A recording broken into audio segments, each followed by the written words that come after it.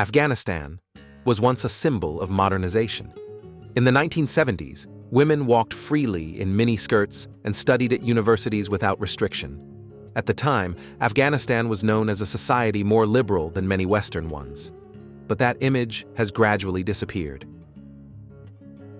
It appears on the map as a country covered in mountains, but in reality, it is covered in history. Once at the heart of the Silk Road, it was a place known for science, art, and culture. Today, it is remembered for war, poverty, and restrictions. In 1979, the Soviet Union invaded Afghanistan. This invasion plunged the country into complete darkness. War brought division, cities were destroyed, people were displaced. Millions had to flee to neighboring countries. Those who fought against the Soviets were hailed as mujahideen. But among the supporters of this war were the United States and Saudi Arabia. Weapons flooded in, ideologies hardened, and in this darkness, the seeds of the Taliban were sown. The Taliban emerged in the mid-1990s. They presented themselves as the protectors of Islam, but what they brought was oppression. The voice, clothing, and even the faces of women became targets. The country was suddenly thrown into medieval darkness. Girls were banned from attending school. Women going outside alone was considered a crime. Everything fell under the control of the morality police. Freedom became nothing more than a memory. In 2001, with U.S. intervention, the Taliban regime was overthrown. A new era began, but stability was never truly achieved. On one side was a new government, on the other, constant bombings. Peace remained a temporary guest. Security was never fully established in Afghanistan. Each day brought a new attack, a new loss, a new mourning. Most people could no longer even imagine a normal life, because violence became part of everyday reality. In the last 20 years, women gained a limited amount of freedom. Girls returned to school, women entered the workforce, but all of these gains were like a tower made of glass, and that tower collapsed overnight in 2021. With the U.S. withdrawal, the Taliban returned to power. They claimed they would be more moderate this time. But the first bans again targeted women. Universities closed, dress codes tightened, and voices were silenced once more. In the next chapter, we will talk about how the Taliban regime functions today, the oppression women face, and the Afghan people's struggle to survive. Before moving on to the next part, if you've watched this far, thank you, friends. If you'd like to support us even a little, don't forget to subscribe, like the video, and leave a comment. And if your budget allows, you can support us by clicking the join button so we can create more videos like this. Thank you in advance. When the Taliban regained control of the country in 2021, the world once again started talking about Afghanistan. But this time, hopes were weaker and fears were much stronger, because the people already knew what was coming, and what happened was even harsher than expected. Women were once again made invisible, not just physically but socially as well. Streets became the domain of men, homes the domain of women. Crossing that boundary became a punishable offense. Girls are no longer allowed to attend high school or university. In some areas, even middle school is out of reach. Female teachers were dismissed, girls' schools were shut down. The country quietly imprisoned half of its population. The Taliban also almost entirely banned women from working. Only in essential sectors like healthcare are limited permissions granted. But even that is under constant threat and scrutiny. Women are now excluded not only from the home, but from society as a whole. Women cannot go outside alone. A male guardian is required. Otherwise, they risk being stopped on the street, interrogated, or even punished. These restrictions make it difficult for women to even breathe freely. Wearing a headscarf is not mandatory, but dressing appropriately is. In other words, even the gray areas are full of threats. It's the Taliban who decide what clothing is considered acceptable, and these decisions are often enforced with violence. The Taliban imposed strict control over the media as well. Female presenters disappeared from TV screens. Women's voices are no longer heard on radio or television.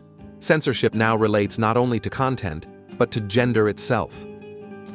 Social media used to be a final space of freedom for youth and women, but even that is now being restricted. Access to some platforms has been blocked, and certain posts are now considered crimes. Freedom today means little more than staying silent. The healthcare system has further weakened under Taliban rule. Hospitals, already insufficient, have collapsed further due to the departure of doctors. Most female doctors were forced to quit. This has created a major crisis, especially for female patients. Food insecurity in Afghanistan has reached critical levels. Many families don't know what they'll eat each day. Children grow up malnourished, or don't grow at all. Hunger is no longer just a statistic, it is a daily reality at every table. Many people are trying to flee to neighboring countries. Dangerous routes stretch to Iran, Pakistan, even as far as Turkey. Amid smugglers, dangers, and barbed wire, people search for hope. But even escape isn't always possible. Some families sell everything they own just to send their children abroad, just so they can live, study, be free. But the borders are closed, the paths are mined, and dreams are dangerous. Yet even that danger seems less frightening than staying behind. The Afghan people have nearly become survival experts. In places with no internet, information spreads in whispers. Amid the bans, networks of solidarity are formed. Women open secret schools, and men quietly support them.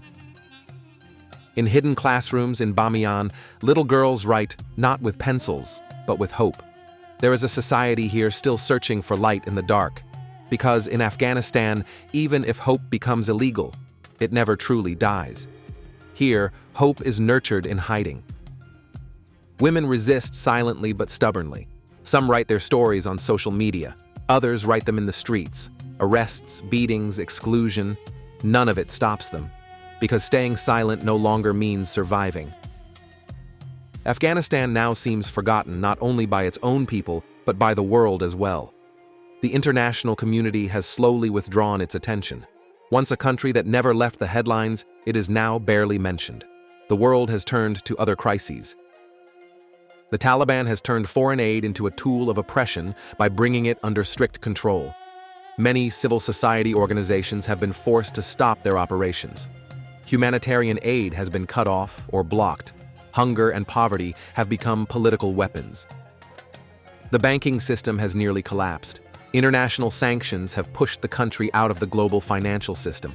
People can't access their money, businesses are closing, and unemployment is everywhere. The economy now survives only through street vendors. To be young in Afghanistan is to bear one of the heaviest burdens. There is no education, no employment, no hope for the future. Young people either become targets of radical groups or search for ways to escape. Another generation is forced to abandon its dreams. Children learn not to play, but to remain silent. Instead of a backpack, they sometimes carry cement sacks. Working from a young age has become a condition for survival, because here, childhood is now a luxury. Women's hopes now rest solely on the outside world. Some draw strength from activist networks abroad. Others try to reach the global media to make their voices heard. But the world's voice reaches this land less and less.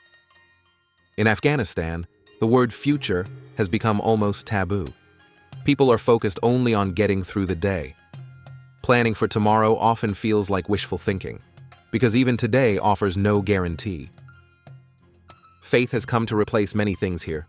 For some, the only way out is prayer, because there is no government, no system, no support, and faith remains the only pillar still standing. Some families are forced to marry off their daughters at a very young age.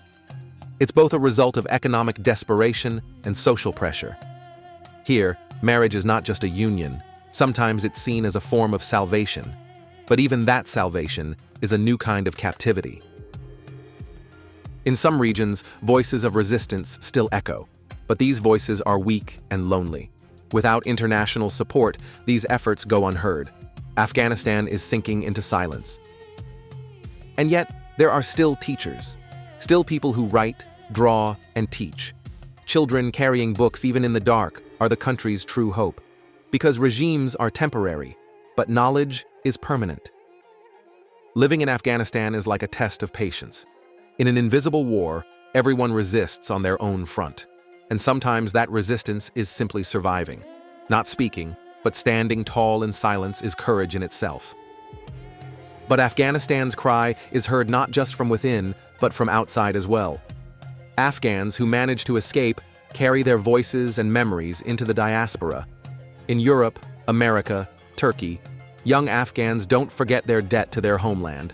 As journalists, artists, or activists, they raise their voices. Afghan women living in exile speak for those who cannot speak inside the country. Their poems, writings, and videos still tell the story of Afghanistan. Because they know, if a nation's memory is silenced, its future dies too. Keeping that memory alive is an act of resistance. If there is still hope amid all this darkness, it's because of the hearts still beating both inside and outside. Afghanistan is not just a country, it is also a test of humanity, of conscience, of solidarity. And in this test, everyone has a responsibility. Understanding a country sometimes doesn't mean living in it, it means feeling its pain. Afghanistan, a land where a cry never echoes. Here, people don't speak, their eyes do. Because even words can be considered a crime. To be a woman in this country is not just a matter of gender, it is a matter of fate. A woman doesn't wake up thinking about what to wear, but whether she can leave the house. A girl doesn't learn from books, but learns how to stay silent. And all of this is now lived as if it were normal.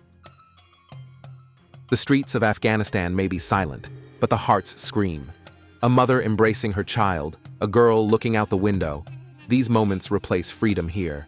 And sometimes, even a smile is an act of rebellion. Even under the shadow of bans, life finds a way. Because hope knows how to shine best in the dark. Children learn the alphabet in underground classrooms. Women lead revolutions silently with sewing needles. Some stories never make the news or become books. But this nation grows up with those stories. A dream secretly written in a child's notebook. A letter drawn on a wall by a mother. A wish whispered to the stars by a girl.